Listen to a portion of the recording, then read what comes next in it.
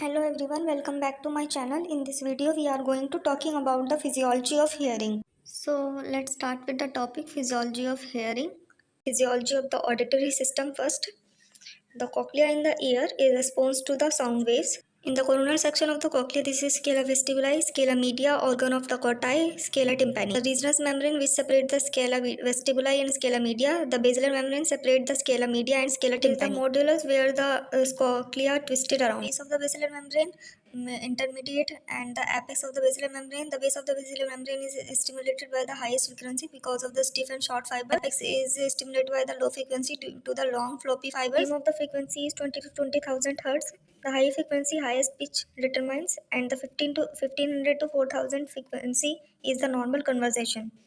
The amplitude high, the more vibration in the basilar membrane. Loudness is high, higher intensity. The organ of corti. This is oval window, this is round window. The resonance membrane, reticulolamina, tectorial membrane, border cells, inner pharyngeal cells, inner hair cells, tunnel of corti or inner tunnel, pillar cells or rods of the corti, outer pharyngeal cells or diater cells, outer hair cells, Hansen cells, cells of the Claudius, stria vascularis, outer tunnel, auditory nerve. Now the mechanism of hearing. First is the conduction of the sound. Person under the water can't hear any sound from the air because 99.9% sound reflect from the surface of the water due to the impedance. Just like it in the body, the sound has to travel from the air to the cochlear fluid. How it happens? Middle ear convert the sound of the higher amplitude but the low force into the lower amplitude but the high force.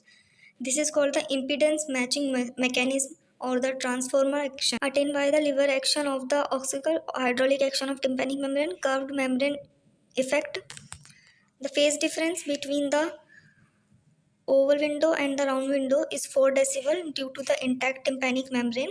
The sound waves not strike simultaneously on both the window.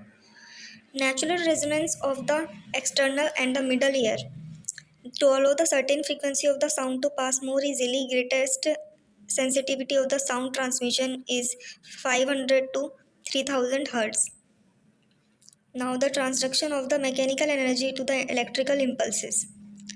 First, the footplate of the step is tap on the oval window. The fluid vibrates from the scala media to the basilar membrane. Move basilar membranes and set up the shearing force between the tectorial membrane and the hair cells. The fluid endolimb rushes between the tectorial membrane and the inner hair cells. Now, what is the difference between the inner hair cell and outer hair cells? Arrangement in one row, in 2 to 3 row. Number is less, more. Prone to damage is less, more. Afferent fibers nerve present, efferent nerve present. Autoacoustic emission occur. Transmit the auditory stimuli, modulate the inner hair cell function. 95% is stimulated inner hair cell, 5% outer hair cell. Sensory system of the cochlea. The upper surface of the each cell bears the stereocilia and one hair cell called kinocilium. When the endolimb comes between the tympanic membrane and the basilar membrane, the kinocilium, the stereocilium bends towards the kinocilium.